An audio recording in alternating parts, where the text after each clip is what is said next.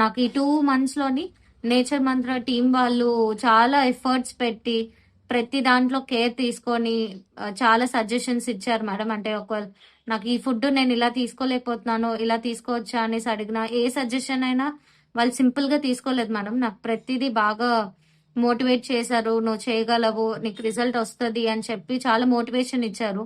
ఆ మోటివేషన్ తోటి నేను ఇంత బాగా చేయగలిగాను. అండ్ నాకు చాలా రిజల్ట్ అయితే వచ్చింది madam.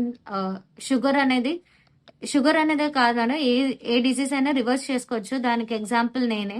Finally you are happy. So Nature Mantra నుంచి నువ్వు క్యూర్ అయ్యి నువ్వు మళ్ళీ డాక్టర్ చదువుతున్నావు కాబట్టి నేచర్ మంత్ర తరఫున ఒక చిన్న రిక్వెస్ట్, నువ్వు డాక్టర్ అయిన తర్వాత ఆ వైట్ కోట్ వేసుకున్న తర్వాత కూడా నేచర్ని ఎప్పుడూ మర్చిపోవద్దని నీ పేషెంట్స్కి కూడా ఎప్పటికీ సజెస్ట్ చేస్తూ ఉండాలి.